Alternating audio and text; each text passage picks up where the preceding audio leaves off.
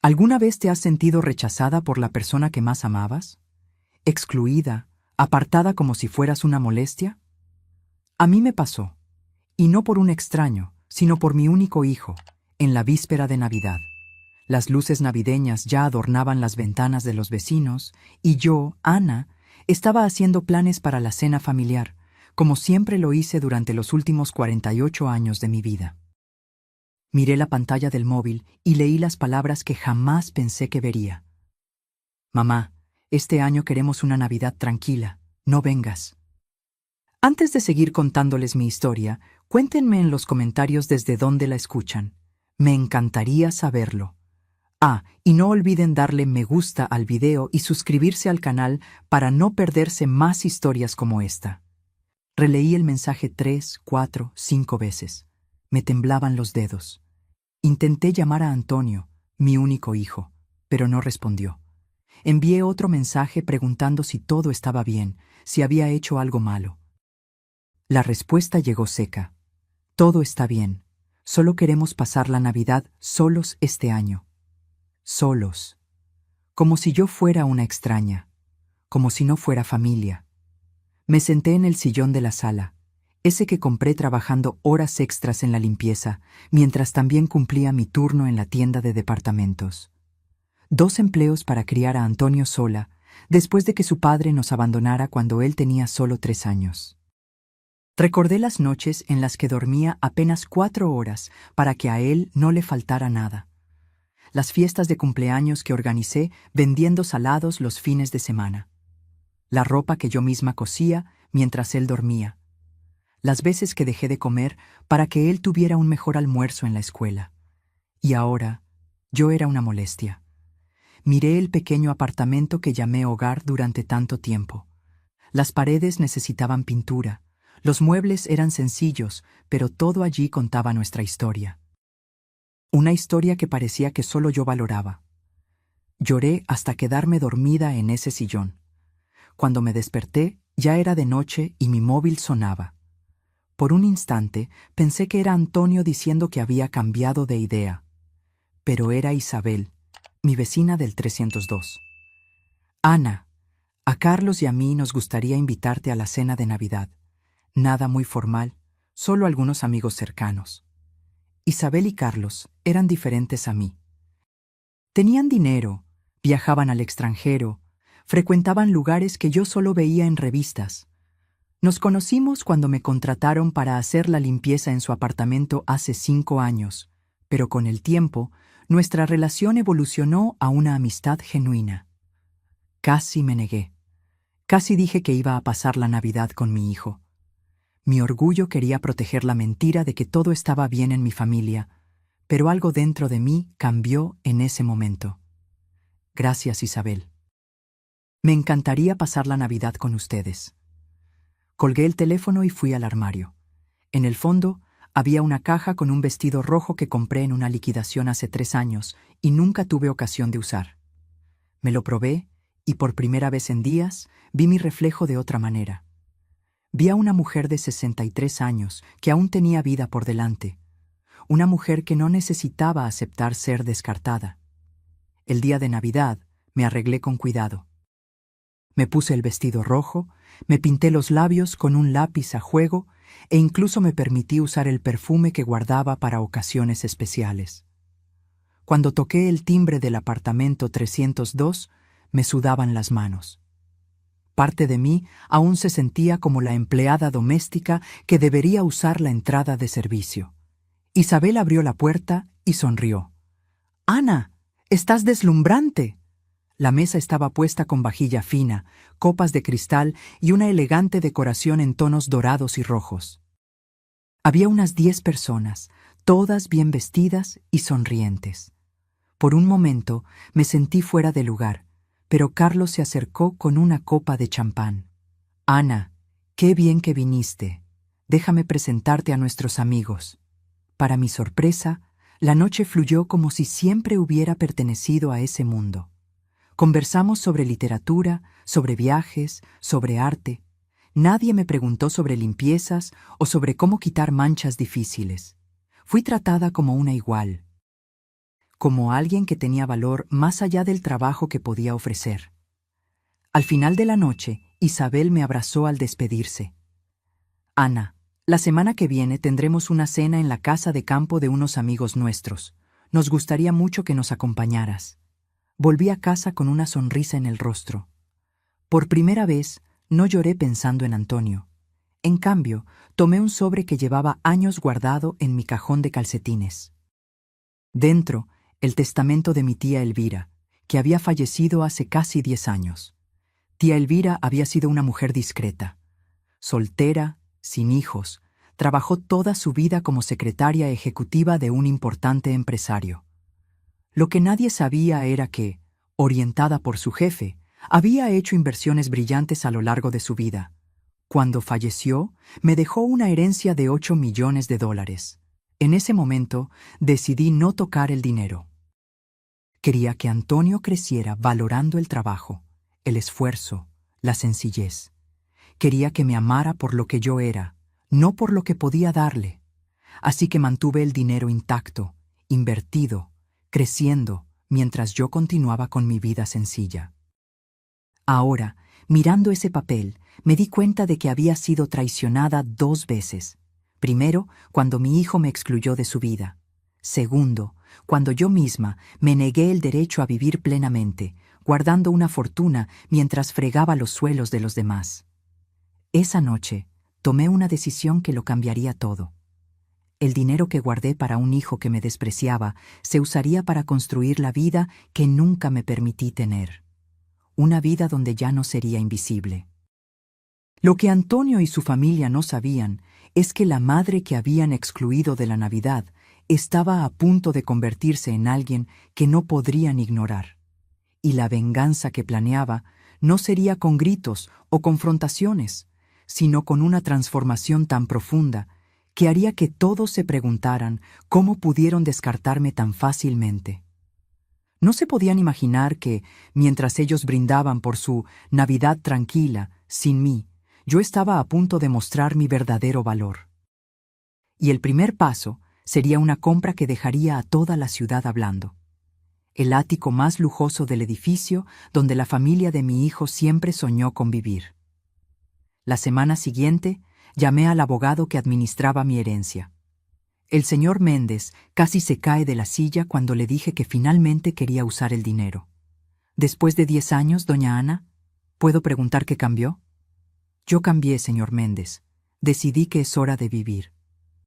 Mi primera adquisición fue el ático en el edificio Platinum Gardens, el más codiciado de la ciudad.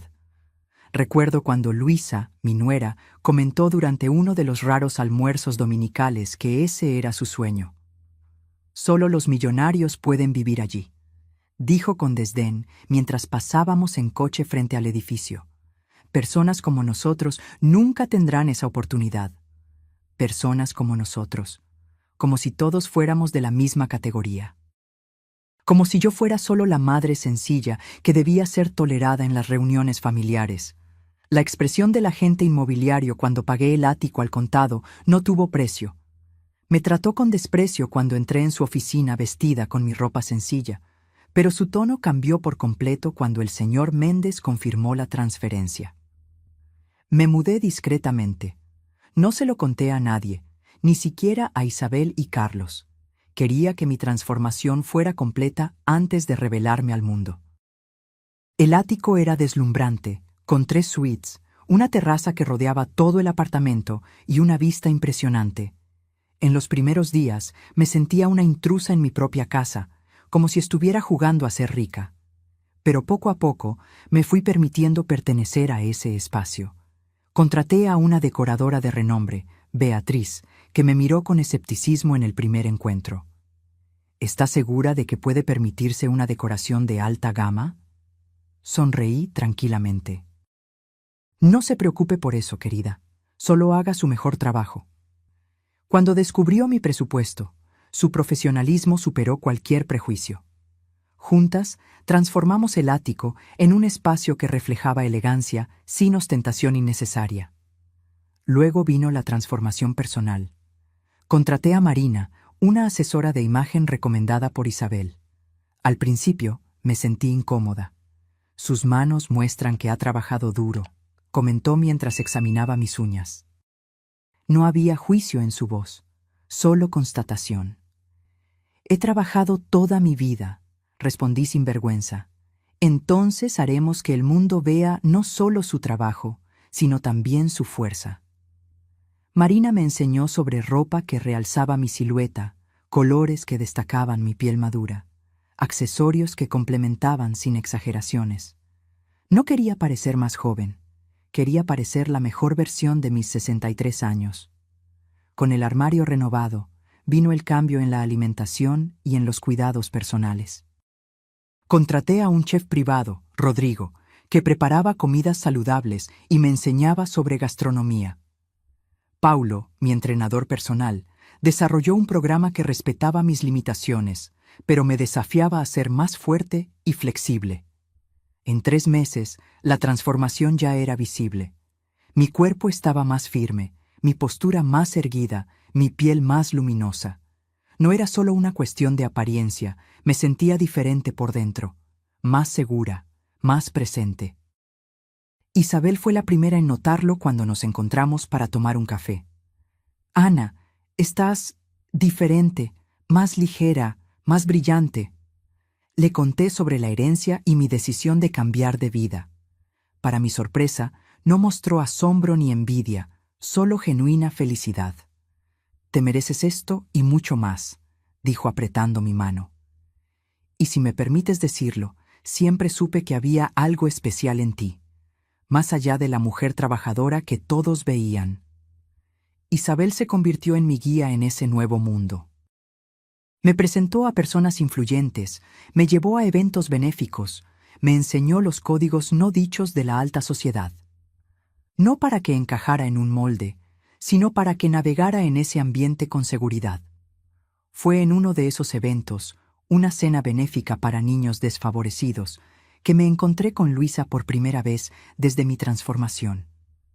Yo estaba conversando con el alcalde sobre proyectos sociales cuando la vi entrar en el salón. Ella trabajaba en la organización del evento, pero ocupaba una posición menor. Nuestras miradas se cruzaron. Vi sus ojos abrirse en reconocimiento y luego en confusión. Me mantuve tranquila. Terminé mi conversación con el alcalde y caminé en su dirección. «Hola, Luisa. Qué sorpresa encontrarte aquí». Estaba pálida, como si hubiera visto un fantasma. «Ana, ¿qué haces? ¿Cómo?» «Estoy representando a la Fundación Nuevas Oportunidades. Acabo de convertirme en miembro del consejo». Sonreí serenamente. «¿Y tú? ¿Cómo estás? ¿Cómo están Antonio y los niños?» «Estamos bien», tartamudeó. «No sabíamos que tú frecuentabas estos eventos». «Hay muchas cosas que ustedes no saben sobre mí», respondí con calma. «Pero eso no es una sorpresa, ¿verdad? Hace casi 6 meses que no hablamos». Antes de que pudiera responder, me llamaron para una foto con los otros miembros del consejo. Me despedí con un leve toque en su brazo. «Dale saludos a Antonio y a los niños. Diles que la abuela los extraña». La semana siguiente recibí el primer mensaje de Antonio en meses. Era corto, casi formal. «Mamá, ¿podemos hablar? Estoy preocupado por ti». No respondí de inmediato. Dejé que el silencio hiciera su trabajo, el mismo silencio que él me impuso cuando me excluyó de la Navidad. 2 días después respondí: «Estoy bien, hijo, mejor que nunca. Si quieres hablar, estoy disponible para un café el próximo martes a las 15 horas, en el Café Mirador». El Café Mirador era uno de los lugares más exclusivos de la ciudad. El mensaje era claro: nuestro encuentro sería en mi nuevo territorio, no más en su casa donde me sentía una intrusa, ni en mi antiguo apartamento donde él se sentía superior. Cuando Antonio llegó al café, pude ver el shock en sus ojos. Yo estaba sentada en una mesa privilegiada, vestida con elegancia discreta, conversando animadamente con el propietario que ya me conocía por mi nombre. «¿Mamá?» Parecía perdido, como un niño pequeño. «Antonio, qué bien que viniste». Mantuve mi voz tranquila, sin demostrar la tormenta de emociones que se agitaba dentro de mí. Siéntate, por favor. Mientras se acomodaba, vi sus ojos recorriendo mi apariencia, mi cabello ahora bien cortado, mis joyas sencillas pero visiblemente caras, mis uñas bien cuidadas. Parecía estar frente a una extraña. ¿Qué está pasando, mamá? Luisa dijo que te vio en el evento benéfico vestida como... ¿Como una mujer de bienes? Completé con una sonrisa tranquila. ¿Y eso te molesta? Me molesta que nunca nos contaras nada. ¿De dónde salió todo ese dinero? ¿Estás enferma? ¿Vendiste el apartamento? Tomé un sorbo de mi té antes de responder. No, Antonio. No estoy enferma y no vendí el apartamento. De hecho, lo alquilé a una familia que lo necesitaba. En cuanto al dinero, siempre estuvo conmigo. Solo decidí usarlo ahora. Entonces, le conté sobre la herencia de la tía Elvira. Sobre mi decisión de no usar el dinero mientras él crecía. Sobre cómo quise que valorara el trabajo y no dependiera de la riqueza. ¿Pero por qué ahora?, preguntó confuso. Porque me di cuenta de que guardé ese dinero para un futuro que nunca llegaría. Para una familia que me excluyó de su vida con un simple mensaje de texto. El rostro de Antonio se puso rojo de vergüenza. Sus ojos evitaban los míos mientras buscaba palabras. Mamá, lo de la Navidad fue un malentendido. Luisa estaba estresada con los preparativos y pensamos que sería mejor un encuentro más íntimo, solo nosotros y los niños. ¿Íntimo?, lo interrumpí con voz controlada. Familia es íntimo, Antonio. Yo soy tu familia, o al menos pensé que lo era. Claro que lo eres, protestó. Es solo que las cosas han sido difíciles. Financieramente, ¿sabes? No queríamos que vieras nuestra situación. Ah, así que era eso. El orgullo. No querían que la madre pobre viera que tenían problemas financieros. Irónico, considerando que durante años fui yo quien escondió las dificultades para que él tuviera una infancia digna. Entiendo, respondí. Y ahora que saben sobre mi situación financiera, supongo que ya no les importa tenerme cerca. Tuvo la decencia de parecer avergonzado. No es eso, mamá. Es que... Bueno, podríamos usar tu ayuda. Tenemos algunas deudas, la escuela de los niños es cara, y pensé que tal vez... Levanté la mano interrumpiéndolo. Hagamos lo siguiente. Reúne todos tus extractos bancarios, comprobantes de deudas, todo. Quiero ver exactamente cuál es tu situación. Pareció aliviado, como si ya estuviera contando con mi dinero. Gracias, mamá. Sabía que podría contar contigo. No me des las gracias todavía, respondí. Solo quiero entender la situación. Ven a mi casa el próximo viernes con toda la documentación. Le di mi nueva dirección. Sus ojos se abrieron de par en par. ¿Vives en el Platinum Gardens, en el ático? Sí, respondí simplemente. ¿A las 7? ¿Te parece bien? Cenaremos y luego hablaremos de negocios. Antonio salió del café aturdido, como si no reconociera a la mujer con la que acababa de conversar. La verdad es que yo misma me estaba descubriendo. Cada día era un aprendizaje sobre quién podía ser cuando no me disminuía para encajar en las expectativas de los demás. El viernes me preparé cuidadosamente para el encuentro. No quería ostentar riqueza, pero tampoco iba a disminuirme. Elegí una cena sencilla, pero refinada, preparada por Rodrigo. Vino de buena cosecha, pero no exageradamente caro. Cuando sonó el timbre, no era solo Antonio quien estaba en la puerta. Luisa y los niños, Sofía de 15 años y Matías de 10, también vinieron. Percibí la estrategia. Los niños serían un ablandador de corazones. «Abuela». Matías corrió a abrazarme. Era sincero en su afecto al menos. Sofía, más reservada, me dio un abrazo tímido. «Tu casa es increíble», comentó, mirando a su alrededor maravillada. Durante la cena, mantuve la conversación ligera. Pregunté sobre la escuela, sobre amigos, sobre planes para el futuro. Luisa intentaba parecer natural, pero percibía su mirada evaluando cada detalle del apartamento, cada pieza de decoración, cada señal de riqueza. Después del postre, le pedí a Claudia, mi ama de llaves, que llevara a los niños a la sala de TV. Hay una colección de películas que les encantará, les dije. Podemos conversar más tarde. Cuando nos quedamos a solas, Antonio abrió su carpeta y esparció documentos sobre la mesa. Como puedes ver, mamá, la situación no es fácil. Tenemos la hipoteca de la casa, el coche, las tarjetas de crédito. Examiné cada papel con atención. La situación era peor de lo que imaginaba. Tenían un nivel de vida muy por encima de lo que podían sostener. Pagos altísimos, compras superfluas, viajes pagados en 24 cuotas. ¿También trajiste los préstamos que te hice en los últimos años? Pregunté con calma. Antonio pareció confundido. ¿Qué préstamos? Me levanté y busqué una carpeta en mi oficina. Dentro, decenas de recibos meticulosamente organizados. Aquí. 5,000 cuando tu coche se averió. 8,000 para la entrada de la casa. 3,000 para la fiesta de cumpleaños de Luisa. 12,000 cuando perdiste el empleo hace 4 años. Y una serie de valores menores. Empujé la carpeta en su dirección. Casi $50,000 a lo largo de 20 años. Todo documentado, con tu firma. Su rostro se puso pálido. Luisa parecía en shock. Dijiste que eran regalos, le murmuró a él. Nunca fueron regalos, respondí por él. Siempre dejé claro que eran préstamos. Antonio siempre prometió que pagaría cuando pudiera. Mamá, sabes que no tenemos cómo pagar eso ahora, dijo nervioso. Lo sé, y no estoy cobrando. Cerré la carpeta. Solo estoy mostrando que no tuvieron que esperar hasta ahora para pedir mi ayuda. Siempre la tuvieron.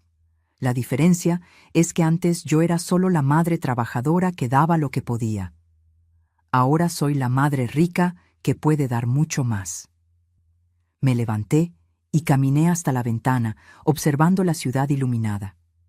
Voy a ayudarlos una última vez. No como préstamo, sino como una forma de cerrar un ciclo. Pagaré todas sus deudas, con una condición. Los dos me miraron esperanzados. Quiero que hagan terapia familiar. Ustedes, los niños y yo. Necesitamos reaprender a ser una familia, basada en el afecto genuino, no en el interés. Antonio empezó a protestar, pero Luisa le puso la mano en el brazo, silenciándolo. Es justo, dijo ella, más que justo. La semana siguiente, transferí el dinero para saldar sus deudas. También creé fondos de educación para Sofía y Matías, a los que solo tendrían acceso cuando cumplieran 18 años. Comenzamos las sesiones de terapia familiar. Fueron difíciles, dolorosas, reveladoras. Antonio tuvo que confrontar cómo me trató a lo largo de los años, cómo me vio solo como un apoyo, nunca como una persona con deseos y sueños propios. Luisa reconoció que fomentó el distanciamiento, que vio en mí un recuerdo constante del origen sencillo que ella quería olvidar. Los niños expresaron confusión sobre por qué la abuela había sido apartada, revelando que me extrañaron. Durante esos meses continué construyendo mi nueva vida. Me inscribí en un curso de historia del arte, una pasión que siempre tuve y nunca pude explorar. Viajé por primera vez al extranjero, París, Roma, Barcelona, lugares con los que siempre soñé. En cada viaje enviaba postales a los nietos, no a Antonio y Luisa, solo a los niños. Era mi forma de decir, estoy viviendo, estoy bien, y ustedes siguen siendo importantes para mí. Fue Sofía quien dio el primer paso para una reconciliación genuina. Un día, recibí una llamada suya. Abuela, ¿puedo ir a tu casa después de la escuela? Necesito ayuda con un proyecto. Cuando llegó, me di cuenta de que el proyecto era solo una excusa. Lo que realmente quería era hablar. ¿Por qué nunca nos contaste sobre el dinero? Preguntó directamente, con la honestidad típica de los adolescentes. Porque el dinero cambia la forma en que la gente te ve y te trata, respondí con la misma honestidad. Quería ser amada por lo que soy, no por lo que tengo. Ella reflexionó por un momento. ¿Cómo sabe la abuela cuando alguien la quiere de verdad? Lo sé porque esas personas estaban a mi lado cuando no tenían nada que ganar. Los meses se transformaron en un año. Mi vida encontró un nuevo ritmo, una nueva alegría. La terapia familiar progresó, aunque con altibajos. Antonio aún luchaba por verme como una mujer completa, no solo como mamá. Luisa parecía genuinamente arrepentida, pero todavía había tensión entre nosotros. Los niños, sin embargo, florecieron en nuestra relación renovada. Sofía me visitaba regularmente. Descubrimos intereses en común: literatura, arte, música clásica. Me confió su sueño de estudiar arquitectura, algo que nunca les había contado a sus padres. Ellos quieren que estudie administración, como papá, dijo durante uno de nuestros tés de la tarde. ¿Y qué quieres tú, Sofía?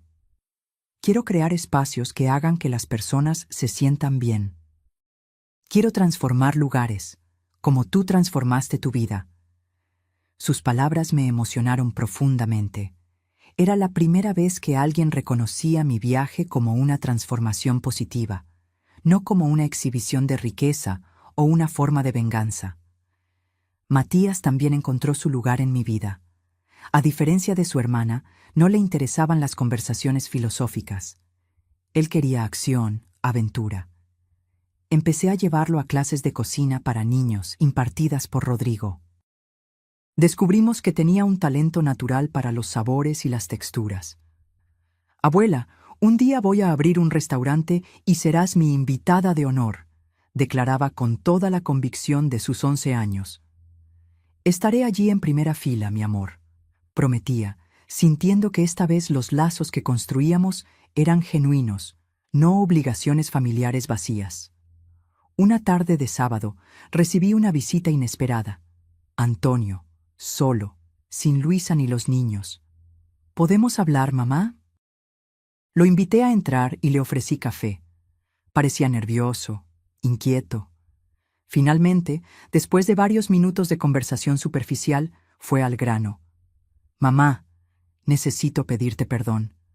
No por el dinero o por la ayuda que nos diste, sino por nunca haberte visto realmente». Sus palabras me tomaron por sorpresa. En los casi 2 años desde la transformación en mi vida, nunca se había expresado con tanta claridad.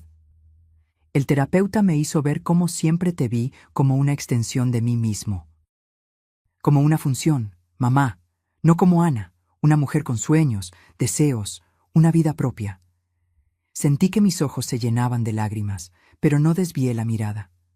Cuando te vi transformada, rica, independiente, mi primer pensamiento fue: ¿cómo me afecta esto?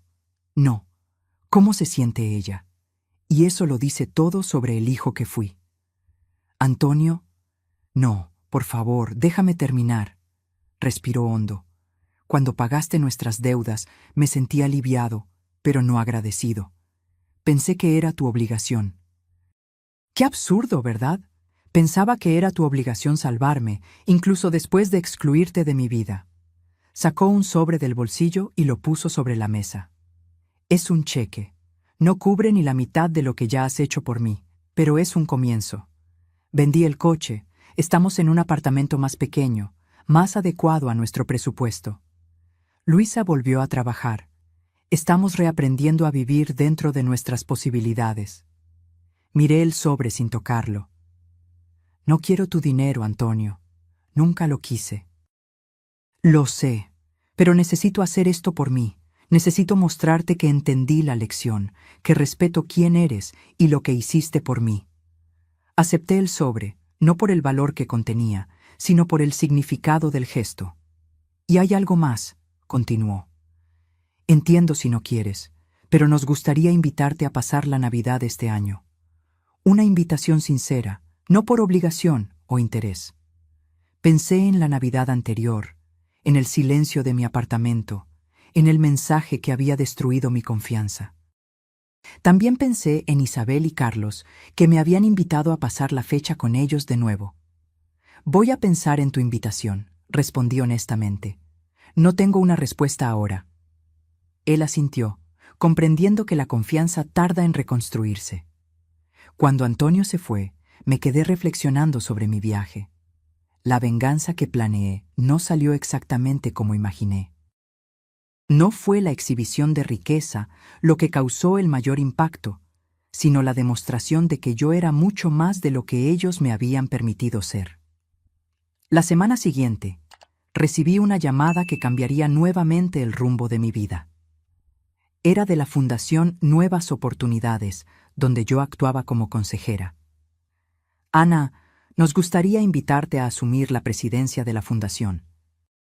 Tu visión sobre la educación para mujeres de bajos ingresos y tu historia personal de superación son exactamente lo que necesitamos en este momento. Acepté la invitación sin dudar. Finalmente, encontraba un propósito para mi fortuna y mi experiencia de vida. Podría ayudar a mujeres que, como yo, tenían potencial pero no oportunidades. En mi discurso de toma de posesión, compartí por primera vez públicamente mi historia. Hablé sobre los años de trabajo duro, sobre criar a un hijo sola, sobre anularme para que otros brillaran. También hablé sobre el renacimiento, sobre que nunca es tarde para empezar de nuevo, sobre encontrar valor en una misma. En la audiencia vi rostros emocionados, Isabel y Carlos aplaudiendo con orgullo, Sofía con lágrimas en los ojos, Matías sonriendo incluso sin entender completamente, Antonio y Luisa sorprendidos al escuchar partes de mi historia que nunca habían conocido. Cuando llegó diciembre, tomé mi decisión sobre la Navidad. Invité a todos, Antonio, Luisa, los niños, Isabel, Carlos y nuevos amigos que hice en mi viaje, a una celebración en mi casa.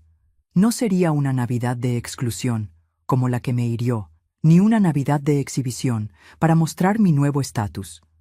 Sería una Navidad de reconciliación, de nuevos comienzos.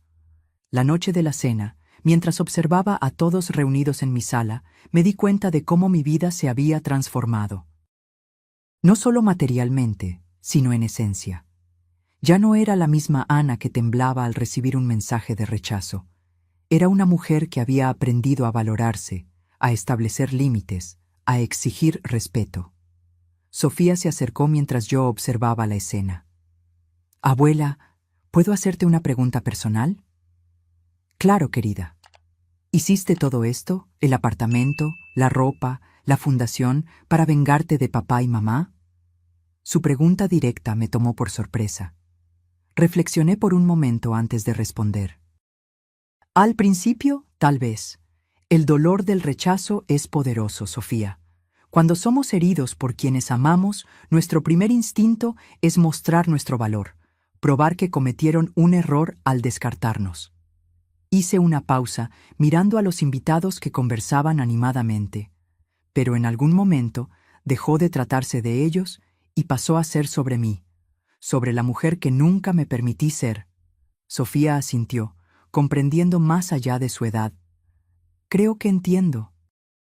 Es como esa frase que siempre dices, «La mejor venganza es vivir bien». Sonreí, emocionada porque ella hubiera captado la esencia de mi viaje. Exactamente. Y vivir bien no significa tener cosas caras o aparecer en eventos importantes. Significa ser fiel a una misma, no disminuirse para complacer a los demás, y usar tus recursos, sean los que sean, para crear algo significativo. Matías se unió a nosotros, sosteniendo orgullosamente una bandeja de canapés que había ayudado a preparar. «Abuela, el chef Rodrigo dijo que tengo talento natural. Prueba este. Fui yo quien inventó la combinación». Probé la creación culinaria de mi nieto, exagerando un poco en el entusiasmo, como las abuelas tienen derecho a hacer. «Delicioso. Tienes un don, Matías». Al otro lado de la sala, percibí a Antonio observándome. Nuestras miradas se cruzaron, y por un breve momento vi en sus ojos no solo arrepentimiento, sino también admiración. Era una mirada que nunca me había dirigido antes, la mirada de quien ve a una igual, no a una subalterna. Él levantó su copa en mi dirección, un gesto silencioso de reconocimiento. Correspondí el gesto con una leve sonrisa. La reconciliación con mi hijo todavía era un trabajo en progreso. Había heridas profundas de ambos lados, expectativas no cumplidas, años de dinámicas mal resueltas. Pero ahora esa reconciliación ocurría sobre bases diferentes. ya no como una madre desesperada por aceptación, sino como una mujer completa que elegía abrir espacio en su vida para relaciones genuinas. Luisa se acercó tímidamente con una caja en las manos. Ana, nos gustaría que aceptaras esto. No es nada comparado con lo que ya hiciste por nosotros, pero... Abrí la caja y encontré un álbum de fotografías. Al hojearlo, vi que habían reunido fotos antiguas mías con Antonio cuando era niño, mezcladas con fotos recientes de toda la familia. En la última página, una inscripción. Para Ana, madre, suegra, abuela y sobre todo, una mujer extraordinaria. Sentí que las lágrimas llegaban a mis ojos, pero no las contuve. No eran lágrimas de fragilidad, sino de reconocimiento. Gracias, dije simplemente, abrazando a Luisa. No necesitábamos grandes discursos o declaraciones dramáticas. El gesto hablaba por sí solo. Isabel, que observaba la escena de lejos, se acercó cuando Luisa se alejó. «Mírate», comentó con una sonrisa orgullosa. «¿Recuerdas a esa mujer tímida que dudó en aceptar nuestra invitación de Navidad hace 2 años?» «Parece otra vida», respondí. «No, Ana, es la misma vida, tu vida. Solo recuperaste el control de ella». Sus palabras tocaron una verdad profunda. No había creado una nueva identidad al reclamar mi fortuna. Simplemente me había permitido ser quien siempre fui, sin las limitaciones que yo misma y los demás habíamos impuesto. A medianoche, cuando todos levantaron sus copas para brindar por la Navidad, pedí la palabra. Quiero agradecer a todos por estar aquí. Hace 2 años recibí un mensaje que decía, no vengas. Fue doloroso, pero hoy me doy cuenta de que ese rechazo fue el inicio de un viaje necesario. Miré a cada rostro en la sala antes de continuar. Aprendí que la familia no es solo quien comparte nuestra sangre, sino quien elige estar a nuestro lado, en los buenos y malos momentos. Aprendí que nunca es tarde para empezar de nuevo, para redescubrirse. Y sobre todo, aprendí que el verdadero valor de una persona nunca está en lo que posee, sino en quien elige ser. Carlos levantó su copa. Por Ana, que nos enseñó que la verdadera herencia que dejamos no está en las cuentas bancarias, sino en las vidas que tocamos. Todos brindaron y, en ese momento, sentí una paz que no experimentaba en décadas. La venganza que planeé nunca se concretó realmente, al menos no de la forma amarga que imaginé inicialmente. En su lugar, encontré algo mucho más valioso: libertad. Libertad para ser yo misma sin miedo a los juicios. Libertad para ayudar sin anularme. Libertad para amar sin esperar gratitud. Libertad para perdonar sin olvidar las lecciones aprendidas. En los meses que siguieron a esa Navidad, continué expandiendo mi trabajo en la fundación. Creamos programas de becas para mujeres que, como yo, necesitaban una segunda oportunidad en la vida. Mujeres que habían pospuesto sueños para criar hijos, cuidar de padres mayores o simplemente sobrevivir en un mundo que rara vez valora el sacrificio femenino. Antonio entró en un programa de coaching de carrera y finalmente encontró un trabajo que lo realizaba, sin la presión constante por el estatus. Luisa volvió a la universidad para terminar el curso que abandonó cuando se quedó embarazada de Sofía. Los nietos florecieron, sabiendo que tenían una red de apoyo genuina. En cuanto a mí, a los 65 años, descubrí que la vida puede sorprender a cualquier edad. Conocí a Eduardo, un profesor universitario viudo, en uno de los eventos de la fundación. Nuestra conexión fue inmediata, no por lo que teníamos, sino por lo que éramos. Por primera vez, me permití una relación basada en la admiración mutua y el respeto genuino. Una tarde tranquila, sentada en la terraza de mi ático con Eduardo, reflexionando sobre el camino recorrido, me hizo una pregunta que me hizo pensar. Si pudieras volver en el tiempo, Ana, ¿cambiarías ese mensaje de Navidad? ¿Impedirías que tu hijo te excluyera de la celebración? Miré la ciudad que se extendía debajo de nosotros, el atardecer que pintaba el cielo de tonos anaranjados, y sonreí. No, Eduardo, Por más doloroso que haya sido, ese fue el momento en que finalmente entendí que merecía más, que tenía el derecho de ocupar un espacio en el mundo no solo como madre o abuela, sino como Ana. Entrelacé mis dedos con los suyos. A veces, la mayor traición nos lleva a la mayor liberación. Y así, la mujer que una vez fue silenciada por un simple mensaje encontró su voz más poderosa. No en el griterío de la ira o en la amargura del resentimiento, sino en la serenidad de quien finalmente comprendió su propio valor. La venganza que planeé se transformó en algo mucho más profundo, una revolución personal. Y en esa revolución silenciosa, no destruí puentes. Construí nuevos, más sólidos, basados no en la obligación o el interés, sino en la elección y el respeto mutuo. Quizás esa sea la venganza más dulce de todas. No necesitar ya de ninguna venganza. Y bien, ¿qué te pareció esta historia? Me pregunto, ¿Antonio y Luisa realmente aprendieron la lección? ¿O el dinero de la madre sigue pesando más que el amor? Me gustaría saber tu opinión. Cuéntame aquí en los comentarios, ¿qué harías si estuvieras en el lugar de Ana? ¿Cuál fue la parte que más te sorprendió? No olvides darle a me gusta si te gustó la historia, suscribirte al canal y activar la campanita para no perderte las próximas historias que tenemos para contarte.